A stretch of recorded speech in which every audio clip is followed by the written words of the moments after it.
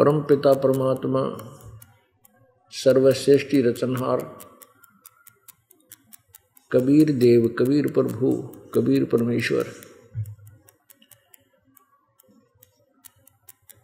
काल जाल में फंसी हुई अपनी प्यारी आत्माओं को यथार्थ ज्ञान देने के लिए यहाँ आते हैं।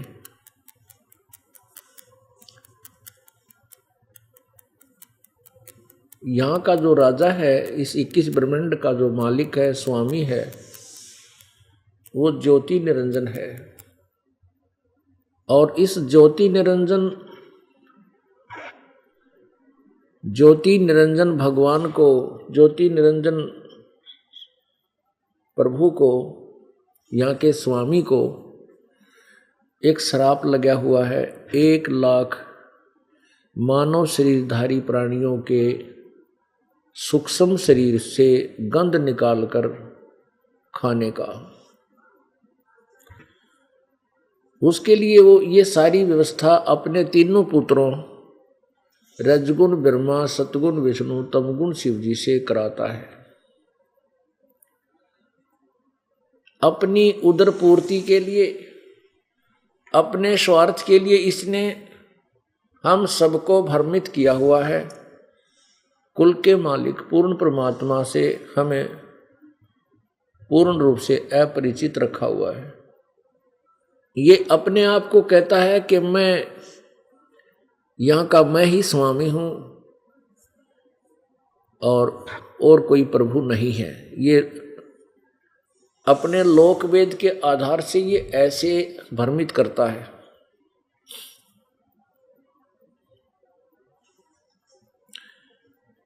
इस काल ने एक प्रतिज्ञा की हुई है कि मैं कभी भी किसी को दर्शन नहीं दूंगा, मैं गुप्त रहूंगा। ये मेरा अटल, अविनाशी, अनूतम, ये मेरा अविनाशी अनूतम नियम है, नियम रहेगा। अब ये अनूतम अविनाशी नियम इस काल ने क्यों कहा? अनूतम माने व्यर्थ, घटिया, बेकार, अश्रेष्ठ। इसने इसलिए कहा कि ये मैं अपने ही पुत्रों से अज्ञात रहूंगा, प्रत्येक प्राणी से मैं दूर रहूंगा, इसलिए ये घटिया नियम है इसका। पिता या राजा जो जनता के सामने नहीं आ सकता, वो दोष है उसके अंदर।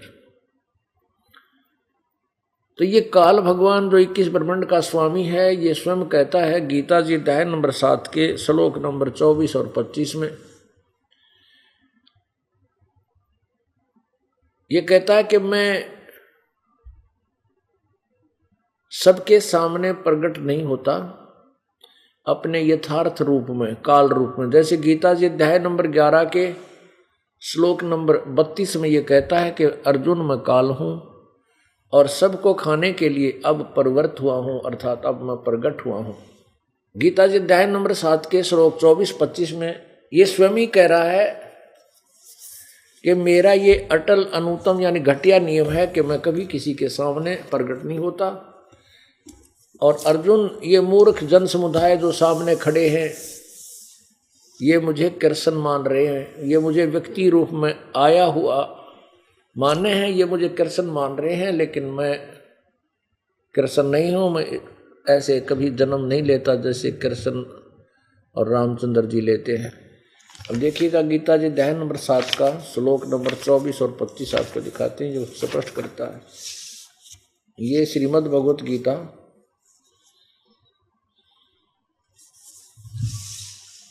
अध्याय नंबर 7 और श्लोक नंबर 24।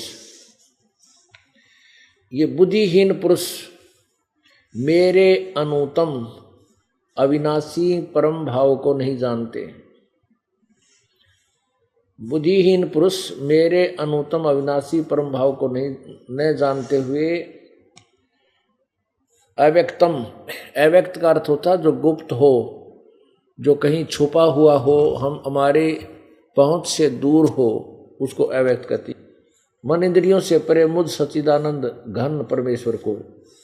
ये तो लेखक ने अपनी तरफ से लिखा, अव्यक्तम माम, मुझ अव्यक्त को, यानी मैं छुपा रहता हूं, उस मुझ को ये व्यक्ति भाव में प्राप्त हुआ मानते, मुझे व्यक्ति मान रहे, मैं व्यक्ति नहीं हूं।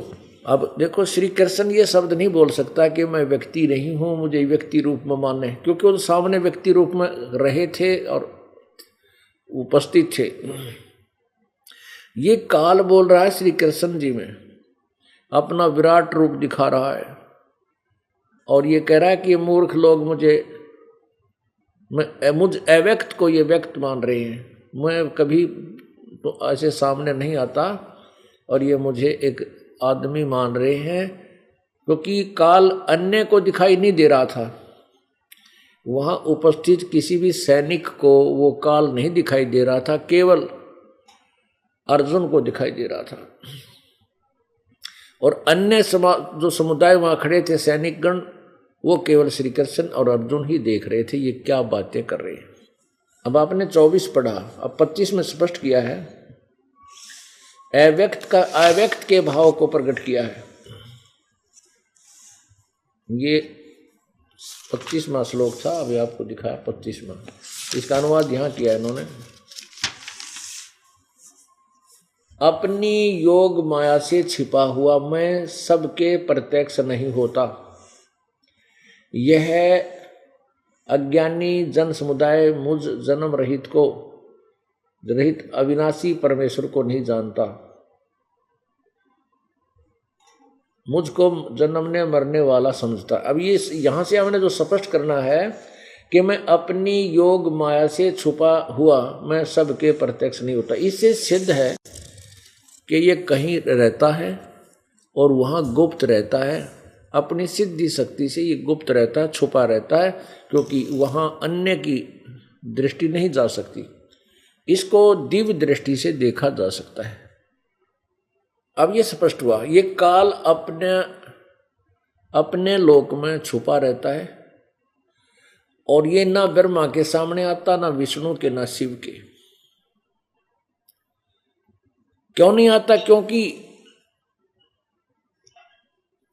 इसको पता है कि इनको पता लग गया कि मैं ऐसा जुल्म करता हूं, इनके बेटों को खाता हूं, बेटियों को खाता हूं, माता पिता को खाता हूं, इनको नफरत हो जाएगी और ये हाहाकार मचा देंगे और उस परम पिता के मन में रहम आएगा और वो अपना संदेश वाहक भेज करके इनको यथार्थ ज्ञान दे करके यहाँ से छुड़वा ले जाएगा।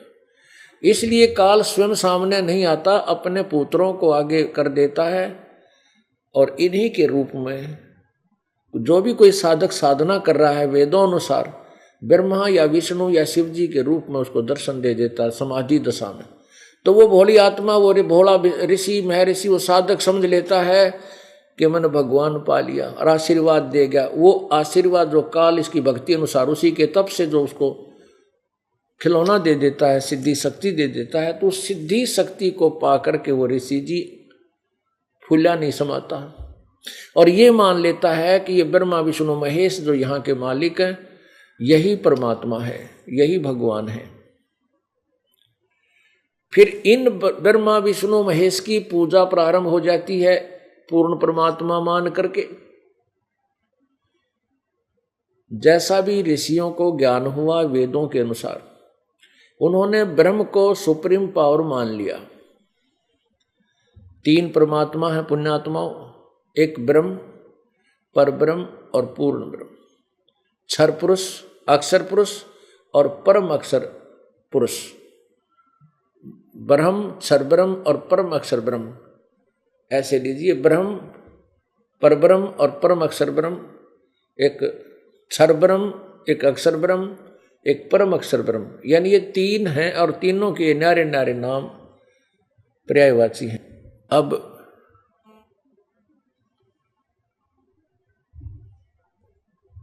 तीन परमात्मा है ब्रह्म, इसको क्षर ब्रह्म कहो, क्षर ब्रह्म, अक्षर ब्रह्म और परम अक्षर ब्रह्म। अब क्षर ब्रह्म ये ज्योति निरंजन है, ये काल है, और अक्षर ब्रह्म ये अक्षर पुरुष है, यानी ये परब्रह्म है जो सात संख ब्रह्मांड का स्वामी है, मालिक है, प्रभु है। और परम अक्षर ब्रह्म ये पूर्ण ब्रह्म है, कबीर परमात्मा है जो असंख्य ब्रह्मांडों का कुल मालिक है, जिसमें 21 ब्रह्मांड काल के ब्रह्म के और 7 संख ब्रह्मांड पर ब्रह्म के और स्वयं के सारे ब्रह्मांड इसी परमात्मा के अंतर्गत आते हैं। इन सब के ऊपर कबीर परमेश्वर यानी परम अक्षर ब्रह्म कबीर परमेश्वर की सत्ता है।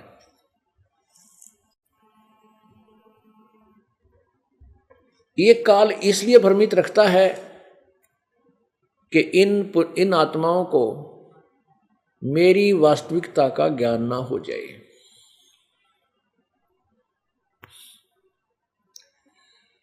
और कहीं ये मेरे से दूर ना भाग जाए। पुण्यात्माओं, आप देख रहे हो इस संसार में कोई प्राणी सुखी नहीं है, चाहे कोई अरबपति है, चाहे खरबपति है, और चाहे कति रंक है, गरीब आदमी है, और चाहे कोई पूरी पृथ्वी का शासक भी क्यों ना है, या जीव सुखी नहीं है, क्योंकि ये सुख स्थान नहीं है। ये तो काल का लोक है, और काल के लोक में सुख नहीं हो सकता। चाहे उस समय के लिए हमें कुछ सुख भी महसूस होता है अज्ञानतावश, क्योंकि हमने सुख देखा ही नहीं है।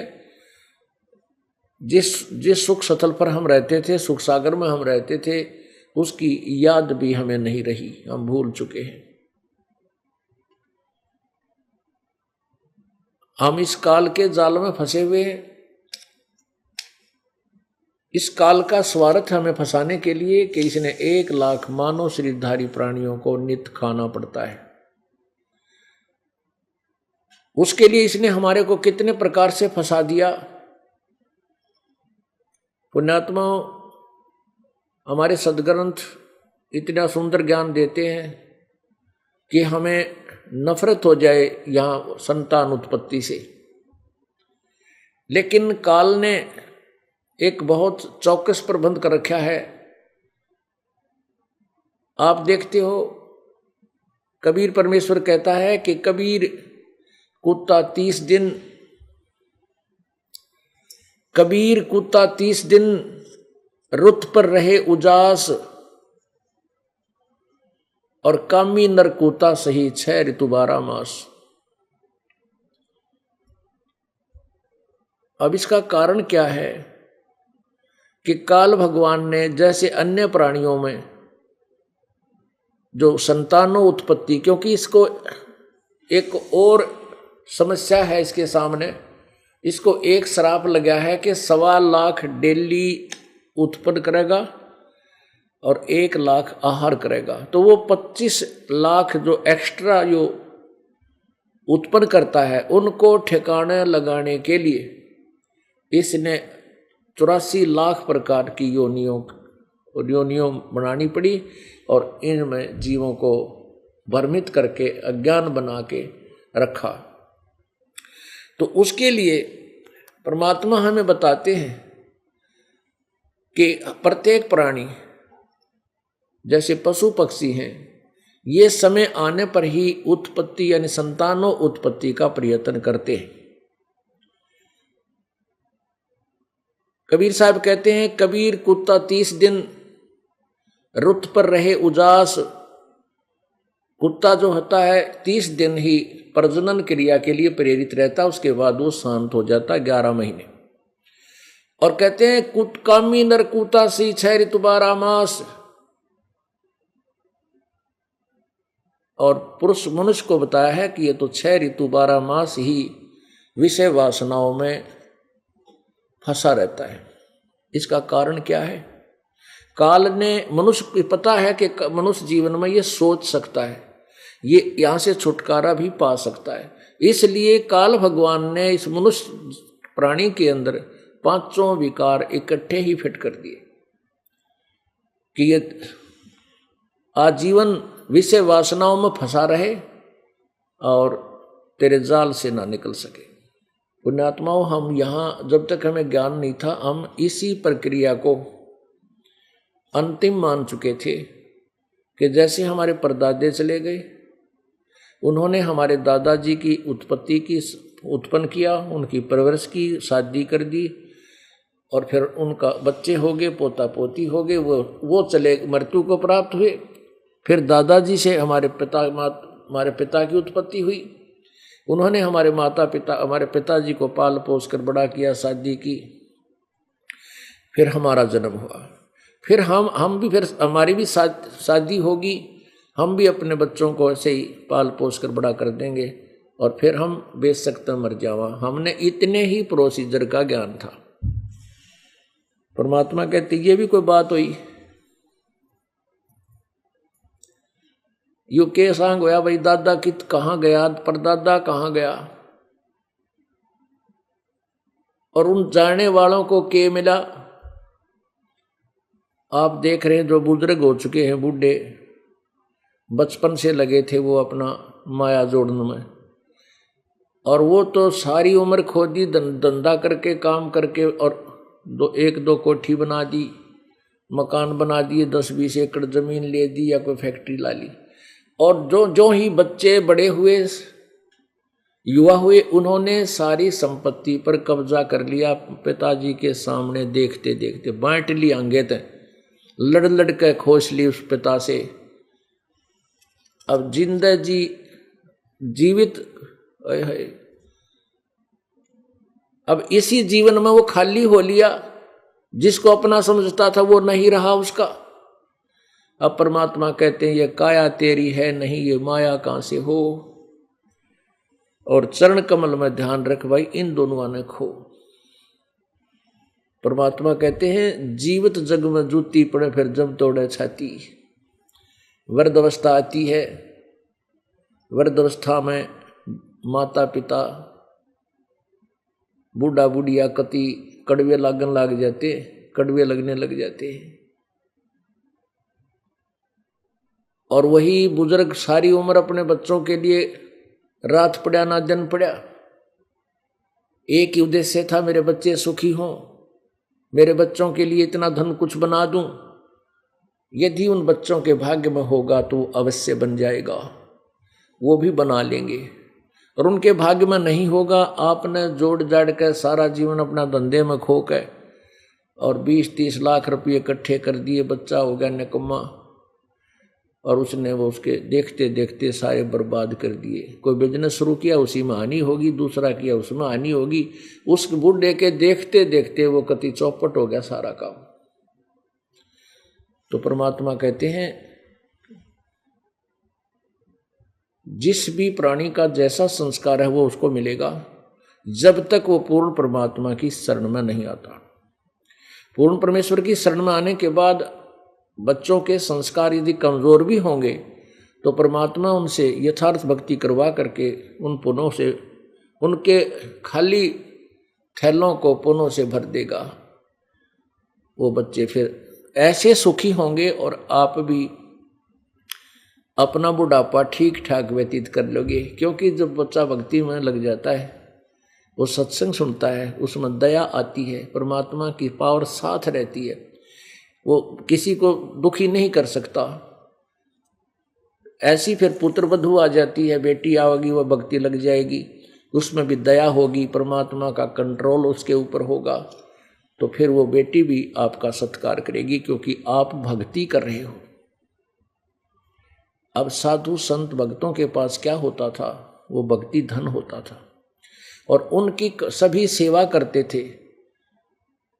यदि आपके पास भी भक्ति धन हो गया तो परमात्मा आपके पुत्रवधू, आपके पत्नी में या आपके पुत्रों में इतनी दया भर देगा कि आपकी हर सुविधा का वो ध्यान रखेंगे। यदि आपके पास भक्ति नहीं है तो फिर तो आपको पता ही है बुढ़िया की क्या हालत हो है बुढ़ापे में। हमें खूब ज्ञान है और कुछ ये बताते हैं आकर के, वो बिटर एक्सपीरियंस हो गया। कई तेने कहें बेटा पीटा रोज मैंने घर नहीं बढ़न देता। कई बुढ़िया ने कहा मैं पीट के वह घर तक काट दी, कहाँ जाऊँ बताइए, मैं बताऊँ उसने कहाँ जाऊँ। कमाल की बात, सारी उम्र। अब किसी ने कह दे तो जवानी में है बेटा आ जाओ भक्ति कर लो, 2 घड़ी भगवान बज लो, ने कहा अच्छा बालक भूखे मर जा, कौन कमावेगा। अरे कमाने मना नहीं करते हम कहें थोड़ा बहुत समय जरूर निकालो भगवान के लिए। बीमार हो जाता है इंसान, 10 दिन मेडिकल में पड़ा रहे, सारा परिवार वहीं जा, काम बंद हो जा, दुकान भी बंद करनी पड़ जा, खेत का काम वो भी छोड़ना पड़ जा, कितनी हानि हो, वहाँ बैठा रहे। और यदि हम परमात्मा के चरणों में आओगे तो बहुत बचाव रहेगा। परमात्मा कहते हैं कि बुढ़ापे के अंदर कहते हैं आवे बुढ़ापा पड़े खाट में सुने बचन खारे। आवे बुढ़ापा पड़े खाट में और सुने बचन खारे, और कुत्ते ताउन का सुख भी कोई नहीं छाती फूकन आ रे। वह पुत्र बुद्धू सुनाया करे फिर सलोक बुढ़िया बुढ़िया तई, क्योंकि बुढ़ापे में ना तो बुढ़ी इनके में दिखा ना बुढ़े बैठे रहे बेचारे। और कुत्ता उनके पास से जाके कहता दूध खिंडा देगा, कह कि तब पीने के पानी में मुंह दे आओगा। वह पुत्र बुद्धू देख लेगी, जब उसका गुस्सा उठे और बुढ़ा बुढ़िया ने खूब श्लोक सुनावेगी, अगर तब थारे तक कुत्ते तान का भी सुख कोई ना छाती फूकन आड़े हो, मेरी छाती फूक दी, कुत्ता दूध खिंडा गया है। तो कहते हैं ये श्लोक सुनोगे जब भक्ति नहीं करोगे तुम, और जब आप भक्ति में लग जाओगे तो आपका पूरे परिवार का माहौल चेंज हो जाएगा। अब लड़ाई कैसे होती है घर में? बिना ज्ञान के। अब देखो प्रत्येक सदस्य घर का ये चाहता है कि हमारे घर में धन हो और हम अपने अच्छे ढंग से काम करें जिससे हम धनी हो, बरकत हो। कोई भी नुकसान करना नहीं चाहता और फिर नुकसान हो जाता है। अब जैसे एक बुढ़िया थी, वह घनी कड़कड़ी थी और पुत्र वधू के साथ रोज लड़ा करती छोटी छोटी बातों पर। जैसे झाड़ू देती थी बुढ़िया उसकी पुत्र वधू सोरे की बहू, और झाड़ू में तो 2 सीख निकल के की तब पड़गी भी हो, ना देखी हो बेटी ने बालक से ना जान रहा हो, उन 2 सीखा पे कड़ा मचा देगी। तो इसे घरता रही है, कुछ भी नहीं देखती, के बस आवेगी वह 2 सीख देख हुआ पड़ी। बता के बिजली पड़े जिसमें 1000 सीख और 2 लकड़ी भी गई तो कि वह झाड़ू खत्म होगी। वह लड़ाई बेमतलब की। और फिर उस अपने बेटे ने सिखावे या तक नाश करेगी, आगा पाछा कुछ नहीं देखती, फिर वो गड़े वह कड़ा रोज बढ़ जाती। अब फिर क्या हुआ कि एक दिन उस बुढ़िया को उसकी कोई मित्र सहेली बुढ़िया आकर सत्संग में लेगी। अब सत्संग में लेकर गई तो उस बुढ़िया ने ज्ञान सुना, भाई और बात तेरे काम न आवे तू संतों शरण लाग रे, के सोवे गफलत में बंदे जाग जाग नर जाग रे। और बात तेरे काम न आवे तू संतों शरण लाग रे, के सोवे गफलत में बंदे जाग जाग नर जाग रे, जाग जाग नर जाग रे।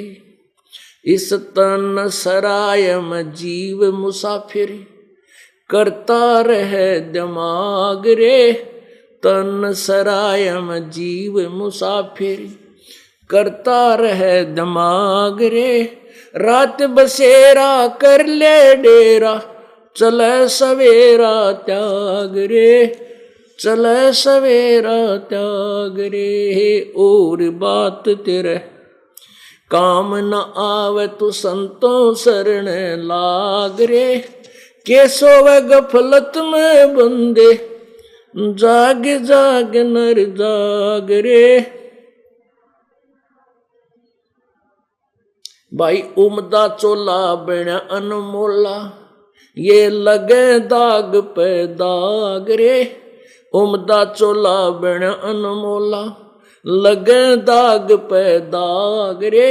2 दिन की गुजरान जगत में क्यों जड़े बिरानी आग रे, जड़े बिरानी आगरे और बात तेरे संतों शरण लाग रे के सोवे गफलत में बंदे जाग रे जाग जाग नर जाग रे भाई कुबद कांचड़ी चडरी चत पे तू हो गया मनुष्य नाग रे कुबद कांचड़ी चडरी चत पे तू होया मनुष्य से नागरे सूझे नहीं सजन सुख सागर बिना प्रेम बैराग रे बिना प्रेम बैराग रे और बात तेरे काम न आवे तू संतों शरण लाग रे के सोवे गफलत में बंदे जाग जाग नर जाग रे और बात तेरे काम न आवे तू संतों शरण लाग रे के सोवे गफलत में बंदे जाग जाग नर जाग रे जाग भाई हर सुमरे सो हंस कवावे ये कामी क्रोधी कागरे हर सुमरे सो हंस कवावे कामी क्रोधी कागरे बोरा न भर में विष के बन में चल बेगमपुर बाग रे चल बेगमपुर बाग रे और बात तेरे काम न आवे संतों शरण लाग रे के सोवे गफलत में बंदे जाग जाग नर जाग रे भाई शब्द सैन सतगुरु की पेछाणी पाया अटल सुहाग रे शब्द सैन सतगुरु की पेछाणी पाया अटल सुहाग रे नतानंद महबूब गुमानी वो परगटे पूर्ण बाग रे परगटे पूर्ण बाग रे और बात तेरे काम न आवे संतों शरण लाग रे के सोवे गफलत में बंदे जाग जाग नर जाग रे भाई शब्द सैन सतगुरु की पेछाणी पाया अटल सुहाग रे शब्द सैन सतगुरु की पेछाणी पाया अटल सुहाग रे नितानंद महबूब गुमानी परगटे पूर्ण बाग रे परगटे पूर्ण बाग रे और बात तेरे तू संतों शरण लाग रे के सोवे गफलत में बंदे जाग जाग नर जाग रे जाग जाग नर जाग रे सत साहिब सत्संग के अंदर सबसे पहले यही ज्ञान दिया जाता है कि इस मानव का इस प्राणी का जीवन बहुत ही कम है। हमने अपना जीवन 100 वर्ष का मान रखा मनुष्य जीवन, लेकिन 100 वर्ष का जीवन भी कोई घना नहीं। अब उन व्यक्तियों से बात कर ले जिन 80 साल पूरे कर लिए, 80 वर्ष, वो इन सोचे हैं ऐसे गए जैसे कल की बात है।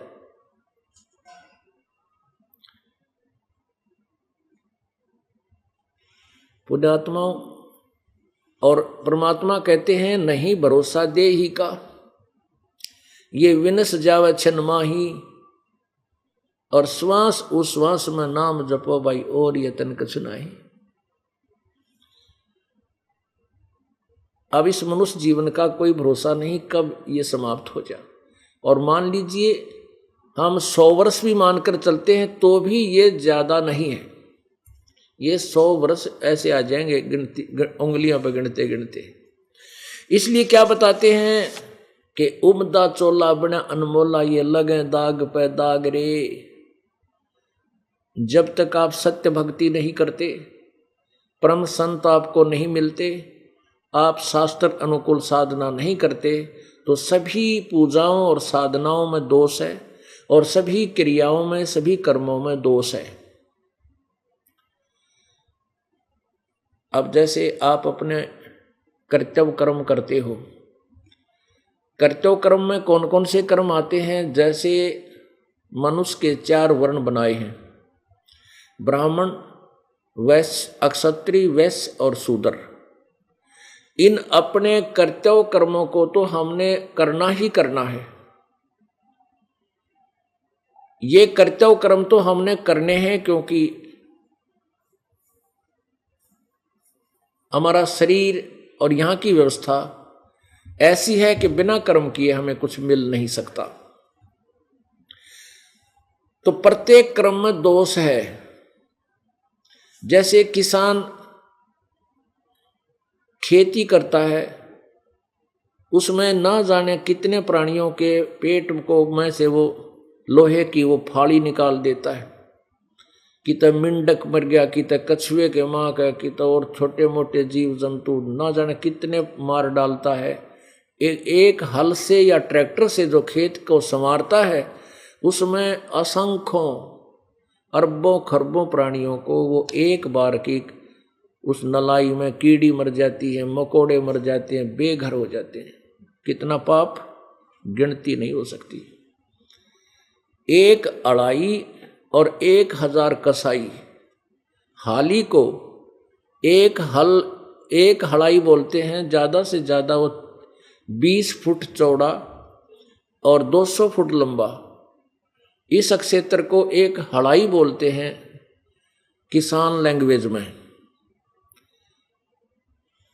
तो उस हड़ाई के कहते एक हलाई में, यानी किले एकड़ के 5वां हिस्सा, क्योंकि एक 200 फुट का 10वां हिस्सा, एकड़ का 10वां हिस्सा लगा लो, उसके संवारने में, एक बार के संवारने में 1000 कसाईयों जितना पाप एक किसान को हो जाता है।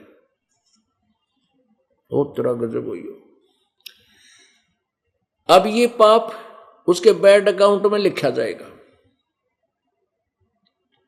यदि वो सत भक्ति नहीं करता और ये शास्त्र अनुकूल साधना परमपिता परमेश्वर द्वारा दी गई जो पाप नाशक है वो साधना नहीं करता, तो उसके पाप न्यारे लिखे जाएंगे। और फिर उसके द्वारा वो क्या होता है, जब किसान खेत बीजता है, उसमें जैसे बाजरा बो दिया, सरसों बो दी, कोई भी फसल है, उसका जो है ना फिर फल लगता है। और वो कुछ फल जैसे गेहूं है, कुछ गेहूं वही जड़ जाते हैं, बाजरा भी जड़ जाता है, उसको पशु पक्षी भी खा लेते हैं वहाँ, और जंतु जो खेत में फिर पैदा हो गए वो भी उसके बीजे हुए उस अन्न को खाते हैं। तो वो पुण्य उसके गुड अकाउंट में लिख दिया जाता है और वो पाप बैड अकाउंट में। ये फल तो मिलता है तब तक जब तक हम पूर्ण परमात्मा, पूर्ण परमेश्वर कबीर जी की शरण में पूर्ण संत के माध्यम से नहीं आते। जब हम पूर्ण परमात्मा की भक्ति शरण में परम संत यानी तत्वदर्शी संत के द्वारा जो अधिकारी है उसके द्वारा भक्ति कर्म करते हैं, उनसे उपदेश लेकर के, फिर वो परमेश्वर उन पापों को नष्ट कर देता है, समाप्त कर देता है, कैंसिल कर देता है। जैसे हम प्रतिदिन कपड़े पहनते हैं और इन कपड़ों में दोष आ जाता है, मैल हो जाता है, और साबुन का काम है कि उसको फिर सवेरे रोजाना उनको धो दे और साफ करके अपने फिर पहन ले, तो वो मैल नहीं रहता। जब तक हमें साबुन और पानी का ज्ञान ना हो तो हम उन मैले कुचले कपड़ों को और दूना मैला करते रहेंगे और वो पूर्ण रूप से साफ नहीं हो सकेंगे। ऐसे ही हमारा अंतःकरण रूपी ये कपड़ा, सूक्ष्म शरीर, ये हमारे पाप कर्मों से सन जाता है, मैला हो जाता है, और फिर हम इस तत्वदर्शी संत से उपदेश लेकर के परमेश्वर कबीर जी की भक्ति करके इन पापों का नाश करते हैं। तो जब तक हमने ये साधना नहीं मिलती तो हम सभी कर्म हमारे दोष युक्त हैं। इसी प्रकार मजदूर मजदूरी करता है, कहीं मिट्टी खोदता है, उसके द्वारा भी ना जाने कितने पाप होते हैं। ऐसे ब्राह्मण लोग हैं जो हवन आदि करते थे, उनमें लकड़ियां का भट्ठ बाढ़ कर उसमें सवा सवा कर उसमें ना जाने कितने जीव मरते। यानी आपको बता दिया जाए तो क्या बताते हैं उसका रिजल्ट? पृथ्वी ऊपर पग जो धारे, करोड़ जीव एक दिन में मारे। जो पैदल चलते हो, करोड़ जीवों को पैरों के नीचे प्रतिदिन समाप मार कर नाश करके पाप करके आप विश्राम करते हो। और फिर हम कहते हैं हमने कोई पाप नहीं किया।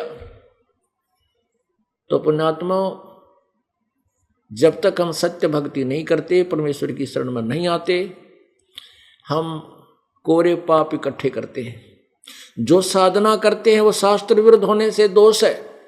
गीता जी अध्याय नंबर 16 के मंत्र नंबर 23-24 में लिखा है कि शास्त्र विधि को त्याग कर जो मनमाना आचरण करते हैं, अपनी मनमुखी पूजाएं करते हैं, उनको ना तो कोई सुख होता, ना उनकी गति होती, और न ही उनकी कोई सिद्धि प्राप्त होती। और इन तीन चीजों के लिए ही हम प्रभु की साधना किया करते हैं, और वो तीनों व्यर्थ। अब देखिएगा पवित्र गीता जी अध्याय नंबर 16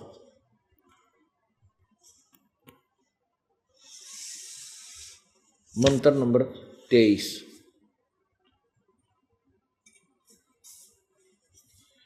जो पुरुष, जो साधक शास्त्र विधि को त्याग कर अपनी इच्छा से मनमाना आचरण अर्थात मनमानी पूजा करता है, वह न सिद्धि को प्राप्त होता है, न परम गति को, और न सुख को ही। व्यर्थ हुआ।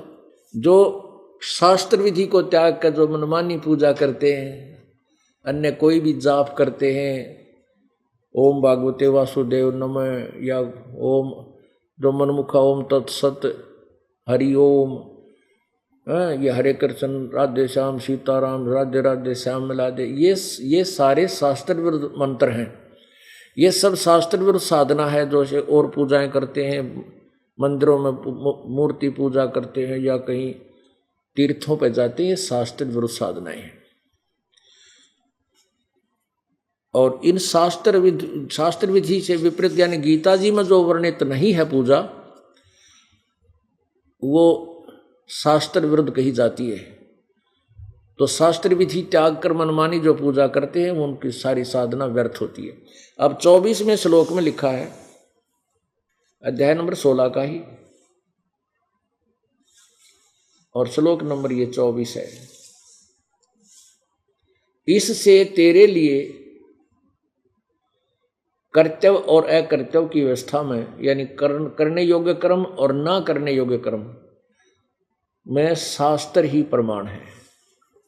ऐसा जानकर तू शास्त्र विधि से नियत कर्म ही करने योग्य है। स्पष्ट हो गया, ये कंसेप्ट क्लियर हुआ कि शास्त्र विधि को त्याग कर जो मनमानी पूजा करते हैं उनको कोई लाभ नहीं होता। परमात्मा का लाभ उन्हें कोई नहीं होता, जिससे ना मोक्ष होता है, ना उनको कोई सुख होता है, और नहीं उनके कोई कार्य सिद्ध होते हैं, ना सिद्धि प्राप्त होती है।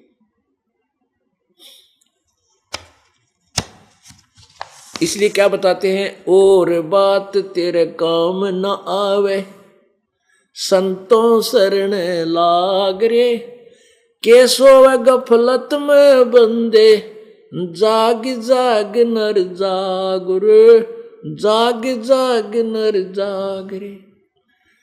अब ये सभी को जागने के लिए कहा है। जो भक्ति कति नहीं करते, बिल्कुल नहीं करते, और जो करते हैं तो शास्त्र विधि त्याग का मनमाना कर रहे हैं, उन सभी को कहा है कि ये और बात तेरा काम नहीं आवे। जैसे आप ताश खेलते हो, गप्पे मारते हो, राजनीति में फलाना जीतेगा, वो अगर नहीं जीतता लाले सट्टा फलाना कर ले, ये सारी बकवाद कहते तेरा कति काम ना आवे। बैठ के हुक्का पे बिना के बतलाओगे, फलाने का न्यू हो गया, उसका नाश होगा, उसका न्यू हो गया, तो कहते ये जो बातें तुम करते हो ये कति काम आने की को ना। और बात तेरा काम नहीं आवे तो संतों शरण लाग रे। जैसे पवित्र गीता जी अध्याय नंबर 4 के श्लोक नंबर 34 में कहा है कि उस तत्व ज्ञान को पुण्यात्मा परमात्मा पाना कति कठिन नहीं है, बिल्कुल आसान है भगवान की प्राप्ति। दो अक्षर की बात है, राम नाम रटते रहो, राम नाम रटते रहो, जब तक घट में प्राण, कब हो तो दीन दयाल के भनक पड़ेगी कान। यानी एक नियम है, सच्चा नाम, यथार्थ भक्ति, यथार्थ नाम जो सही मंत्र है प्रभु के पाने का, वो परम संत से प्राप्त करके आजीवन मर्यादा में रहते हुए आप भक्ति करते रहो और कुछ नहीं करना। ठीक है, आपके कर्म संस्कार से या किसी अन्य के द्वारा आपको पीड़ित करने के उद्देश्य से कोई भी आपके ऊपर आपत्ति आवेगी तो परमात्मा उसको अपने आप हल्की फुल्की करके आपका रास्ता साफ रखेगा। इसलिए हमने परमात्मा की भक्ति आजीवन करनी है। यही गीता जी अध्याय नंबर 8 के श्लोक नंबर 13 में कहा है कि ओम इति एक अक्षरम ब्रह्म व्यवहार माम अनुसमरण यह पर्याति तजन देहम स याति परमाम गतिम। मेरा एक ओम नाम है, गीता ज्ञान दाता भगवान कहता मेरा एक ओम नाम है, और ओम नाम का जो जाप अंतिम श्वास तक, शरीर त्यागने तक, यानी जब शरीर छोड़कर जाता तब तक करता रहता है, तो मेरे वाली यानी उस गति को, लाभ को वो प्राप्त हो जाता है। 2 अक्षर की बात है कि सही मंत्र हो, अंतिम सांस तक भक्ति करनी है। गीता जी अध्याय नंबर 8 के श्लोक नंबर 8, 9, 10, श्लोक नंबर 6 और 5 और 7 में तो ये काल कहता है कि मेरी भक्ति कर, मुझे ही प्राप्त होगा। 8, 9, 10 में गीता जी अध्याय नंबर 8 के श्लोक 8, 9, 10 में कहा है कि उस परम दिव्य पुरुष की, पूर्ण परमात्मा की जो भक्ति करता है, उस मंत्र की कमाई के बल से अंत समय में शरीर त्याग कर वो उस परमात्मा के पास पहुंच जाता है। और मेरी साधना इसी प्रकार जो मैंने बताया, ओम नाम जप, अंतिम सांस तक जप, तो वो मेरे पास आ जाता है। 2 अक्षर की बात। तो सबसे पहले हमने ये निर्णय करना है कि कौन सी वे ऑफ वर्शिप ओके है और कौन सी रॉन्ग है, कौन सी ठीक है, कौन सी गलत है। ये प्रमाण हमारे सदग्रंथ ही देंगे। किसी की दंत कथा, लोक वेद पर हमने विश्वास नहीं करना। उसके कारण तो हम भटक गए, भगवान से दूर हो गए। मनमुखी साधनाएं को कहते हैं, कोई संत कोई नाम दे दे उसी से पार हो जाएगा। कमाल की बात है। पेट में दर्द हो और दे दे मीठी गोली, कैसे ठीक होगा वो? तो कहने का भाव यह है कि हम ऐसे संतों के पास फंसे रहे, ऐसे ऋषियों के पास उलझे रहे जिनको स्वयं ही भक्ति का ज्ञान नहीं था, उन्होंने भ्रमित कर दिया। तो इसमें क्या बताया है कि और बात तेरा काम नहीं आवे। हाँ, गीता जी अध्याय नंबर 4 के मंत्र नंबर 25 से लेकर और 31 तक ये बताया है कि कोई तो केवल प्राण श्वास रोक के प्राणायाम आदि करके इसी को भक्ति मानता है, कोई मुंह पर पट्टी बांध के पैरा तो नंगा होकर घूम के जीवन सा ना करने मात्र से ही मोक्ष मानता है, और उस साधना को पाप नाशक मानता है और मोक्षदायक मानता है। और कोई ऊपर न पैर करके सिरासन पर कोई किसी प्रकार कोई देवताओं को पूज कर इन सभी साधनाओं को, अपनी अपनी साधनाओं को वो पाप विनाश करने वाली जानते हैं। फिर कहा गीता जी अध्याय नंबर 4 के श्लोक 32 में स्पष्ट किया है कि उस पूर्ण परमात्मा सच्चिदानंद घन ब्रह्म की वाणी में, यानी उस तत्व ज्ञान में, कबीर वाणी में, ये सभी प्रकार की विधि भक्ति की लिखी हुई है और उसमें विस्तार से लिखी है। उनको सुन तू। उसमें क्या लिखा है कि जैसे कोई तीर्थ करता है, कोई केवल गंगा स्नान करने से मोक्ष मानता है, यानी जैसे कोई किसी प्रकार साधना करता है उसको अपनी साधना मोक्षदायक मानता है, कहते वो भी लिखी है उसके अंदर, उस पूर्ण परमात्मा के ज्ञान में। लेकिन साथ में निर्णय दिया है कि ये साधना ठीक नहीं, ये साधना ठीक नहीं, ये ऐसा करते हैं वो ठीक नहीं, जैसे वैद्य के अंग में लिखा है। तो वो सभी बताई है कि वो ऐसा भी करते हैं वो भी ठीक नहीं, वो ऐसा करते हैं वो भी ठीक नहीं, ऐसा करते हैं वो भी ठीक नहीं, और ठीक क्या है उसका भी वर्णन दिया है कि ऐसा ठीक है। ये साधना सही है। तो इसलिए कहा कि गीता जी अध्याय नंबर 4 के श्लोक नंबर 32 में जो बताया है तत्व ज्ञान पूर्ण परमात्मा की वाणी में लिखा हुआ है। उस गीता जी अध्याय नंबर 4 के श्लोक नंबर 34 में कहा कि उस तत्व ज्ञान को तू किसी तत्वदर्शी संत के पास जाकर सुन, उन संतों के पास जाकर सुन, उसको उनको दंडोत प्रणाम कर और कपट छोड़कर नम्रता पूर्वक प्रश्न करने से वो तत्वदर्शी संत तुझे पूर्ण परमात्मा का ज्ञान देंगे। ऐसे कर। और यही संत नित्यानंद जी बता रहे हैं कि और बात तेरा काम नहीं आवे संतों शरण लाग रे। पुण्यात्माओं, ये भक्ति मार्ग जो एक समझ लो खेल का मैदान है। अब नित्यानंद जी महाराज कौन थे? ये नंदलाल थे, ब्राह्मण जाति में इनका जन्म था। नंदलाल इनका बचपन का नाम था। बाद में संत ने इसका नाम नित्यानंद रख दिया था जब इसने घर त्याग दिया था। और ये विष्णु जी के उपासक थे। इनके गुरुदेव श्री गुमानी दास जी थे, वैष्णव परंपरा से संबंधित थे। दिल्ली के अंदर एक चरणदासीय वैष्णव परंपरा है, चरणदास जी से चली हुई। और चरणदास जी को सुखदेव ऋषि मिले थे जो व्यास के पुत्र थे।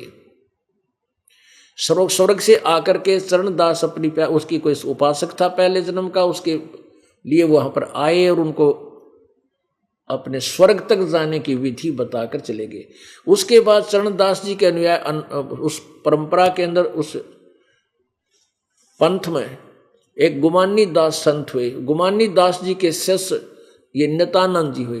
तो पुण्यात्माओं, जैसे कोई बच्चा खेल खेलता है किसी भी प्रकार का, कबड्डी का या क्रिकेट का या कोई और बैडमिंटन का, वो जिला स्तर पर खेल खेलता तो भी उसके पॉइंट और खेलने के तरीके एक जैसे होते। यदि वो स्टेट लेवल पर खेलता तो भी तरीके वही और वही पॉइंट, फाउल पॉइंट होते हैं, नियम वही है। यदि वो इंटरनेशनल लेवल पर खेलता, अपने राष्ट्रीय स्तर पर खेलता है तो भी नियम वही है। और जो अंतर्राष्ट्रीय स्तर पर पहुंच जाता तो भी नियम वही है और फाउल पॉइंट भी वही है और खेलने की विधि भी वही है। तो ये विष्णु जी की साधना करते थे, इसमें भी नियम मर्यादा सेम रखनी पड़ती है, तभी वहां तक का लाभ आपको प्राप्त होगा। उसमें भी गफलत और इधर उधर का किया तो हानि हो जाएगी। तो इस प्रकार इन नियमों से, उस ज्ञान से नित्यानंद परिचित थे, लेकिन पूर्ण मोक्ष की मार्ग इनके पास नहीं था। फिर भी भक्ति के लिए जो प्रेरणा उन्होंने दी है वो बहुत अच्छी दी है, लेकिन वो उसको उनका अपना सौभाग्य या दुर्भाग्य था, उनको कैसा मार्ग मिला। लेकिन ये संत कोई भी है वो भक्ति के लिए प्रेरणा तो शास्त्रों से मिलती जुलती ही कर देते हैं, लेकिन वे ऑफ वर्शिप, उनकी पूजा की विधि गलत होने से वो फेल हो जाते हैं, वो असफल रह जाते हैं।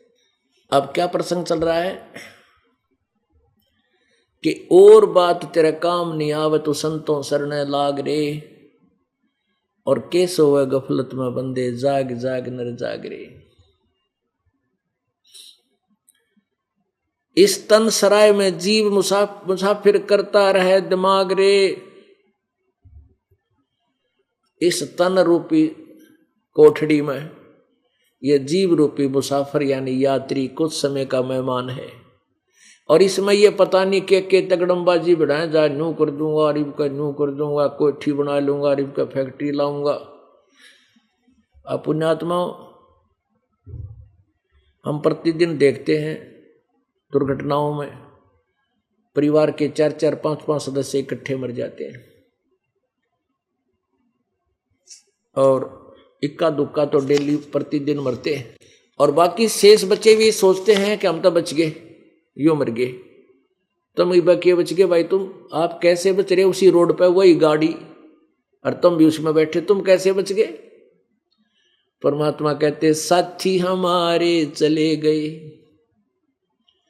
हम भी चालन हारे, कोई कागज में बाकी रह रही, तात लागरी वार। तुम इसलिए बच गए, थारे कागज अभी रह रहे कुछ सांस से, इसलिए बच गए, ना उड़े कड़च तुम हो गए 2 दिन पाछे। परमात्मा कहते हैं कबीर कहाँ गर्बियो,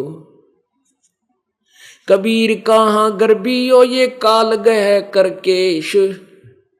कहते हैं क्यों अभिमान करता फिर इस माटी के भांडे का, इस कच्चे सांग का, काल अपने हाथों से तेरे बाल पकड़ कर पटक देगा, यानी जब एक्सीडेंट या किसी भी कारण से हार्ट अटैक से तेरी मृत्यु करेगा।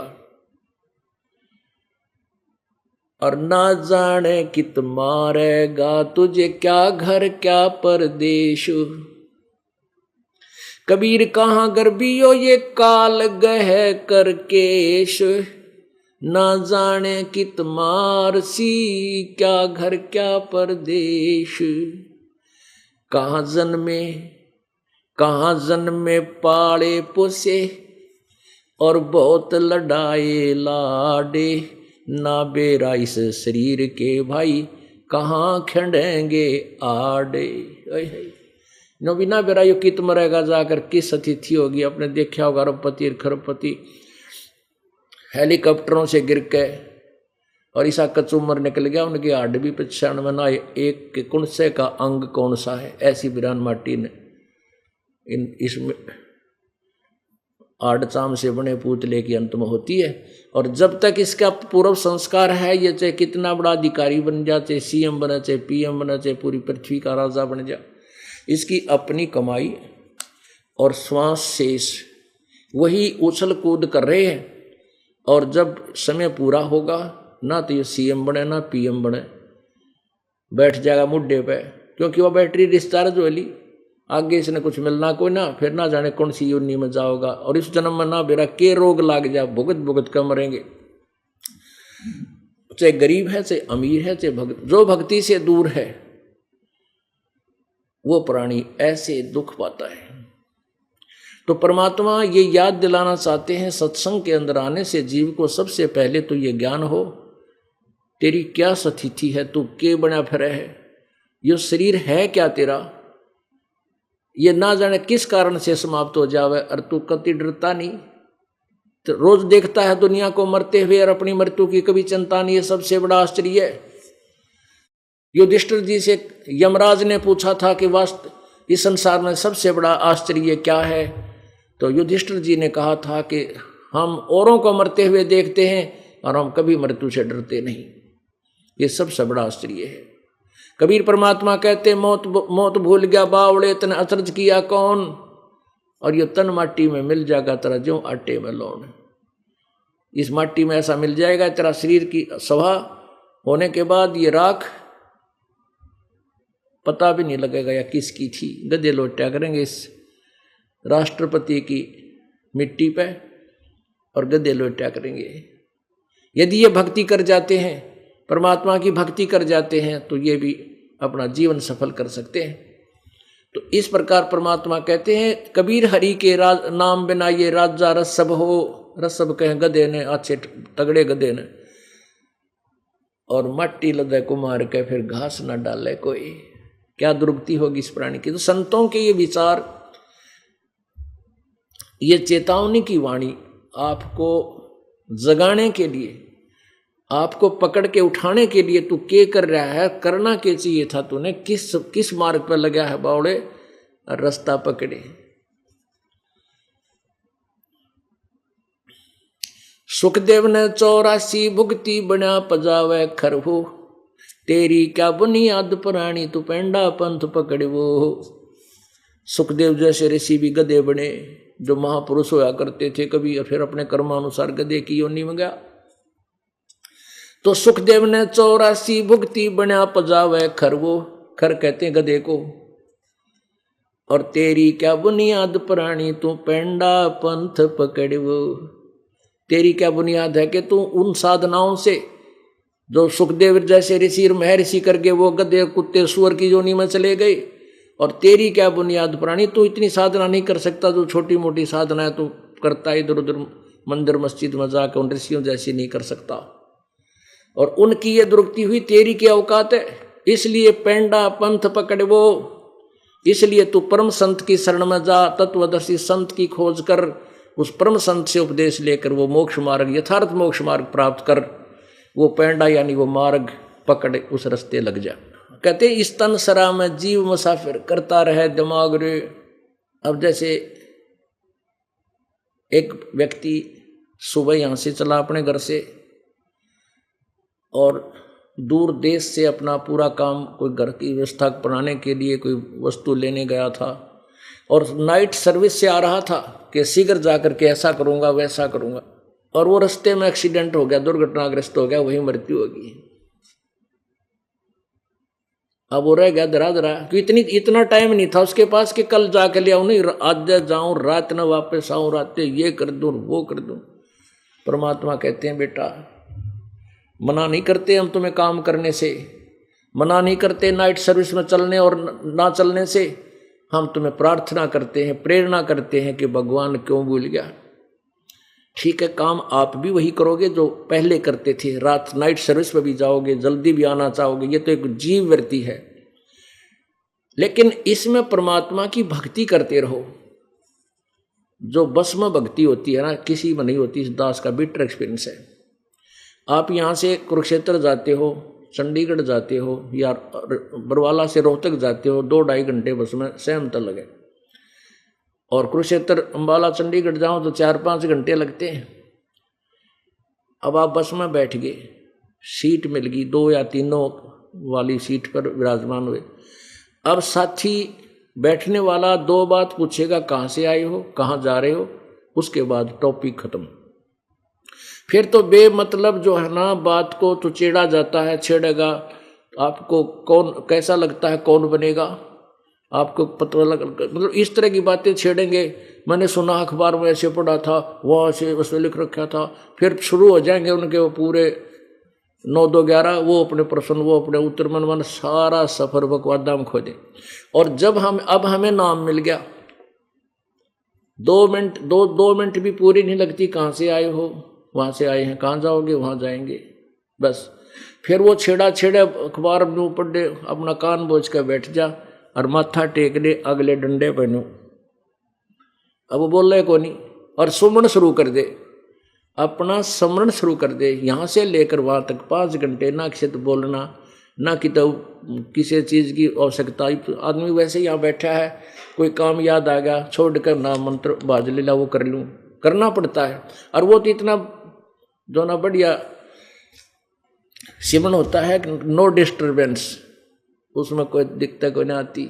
तो ऐसे उस काम को आप करते करते भगवान की भक्ति कर सकते हो, और आप मृत्यु भी होगी, ये नहीं कि नहीं होगी, लेकिन अकाल नहीं होगी। कबीर साहब की शरण आने के बाद अकाल मृत्यु नहीं होगी, एक्सीडेंट में नहीं मर सकते, चाहे आपका प्रारब्ध भी मरने का हो।